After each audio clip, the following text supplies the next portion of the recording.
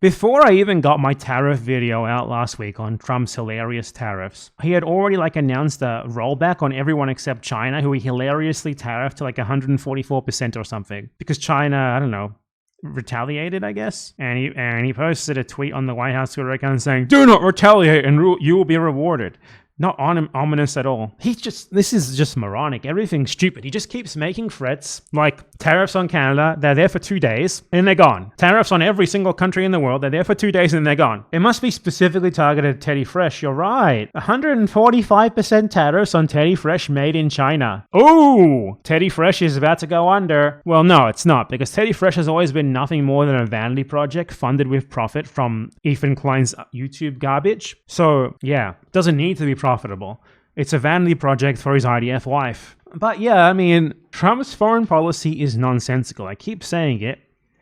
For the purposes of building American power, of achieving some sort of advantage for the US, it's nonsensical. The US already had great advantage against everyone in the world. The previous system was great for the American empire, the American bourgeoisie, who Trump is obviously a member of. It makes no sense at all. And also for global capital, for the global bourgeoisie. So it makes no fucking sense that he's doing this. Again, I will reiterate it over and over again. The only way that this makes sense is he's literally Donald Trump, the Russian agent, because this does make sense if you're in the position of Russia or China and you don't want to outright destroy the US, because obviously in a way you need it, because it is still the global center of financial capitalism, the global center of banking.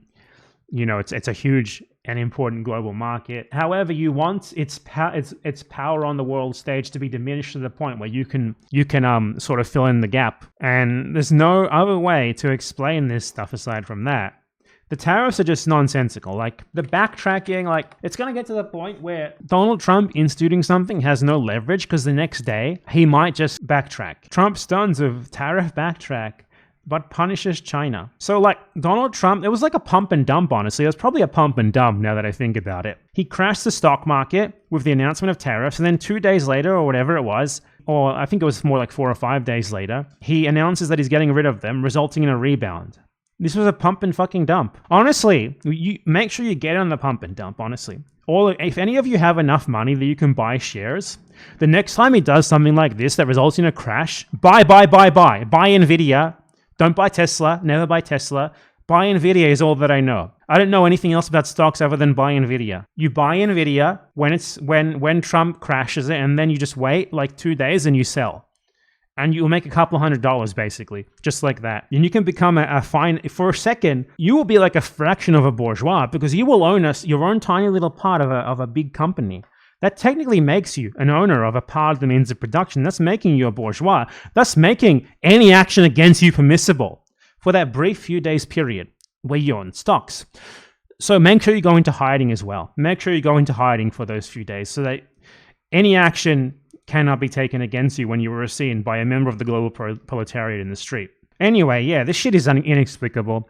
I can't provide you a useful commentary on this because it doesn't make any sense. Not only are the tariffs in the first place fundamentally detrimental to the USA's own economic power and influence in the world, because it gets advantage by there being as uninhibited trade as possible, but he's not even getting anything out of it. In order for these threats to have leverage, you have to commit to them, right? If you want to bring the other countries to the table and get them to create a new global world system that benefits you somehow even more than the previous one, you have to stick to your guns. You stick the tariffs on them and you force them all to the table until you get them to agree to crown you the king of the world or whatever the fuck it is that you're going for. But he didn't do that. He just lasted 2 seconds and then gave up. You pussy. So I don't know what to say.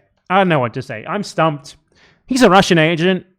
Or, I don't even fucking know. This is the insightful political commentary that you can expect to find in the Bad Empire Live channel. Russiagate is real. The Democrats were correct. It was Hillary's turn. She should have won. Trump is the Manchurian candidate. I mean, I don't even know what that means. I haven't watched that movie or read the book, but I assume it applies here. That's all there is to it. And Manchuria is also not Russian, but bear with me here. Thank you, Vladimir Putin, for destroying the American empire via your agent Donald Trump. I really support you and I love you. Except for the whole Ukraine thing. Please stop murdering people. Thanks.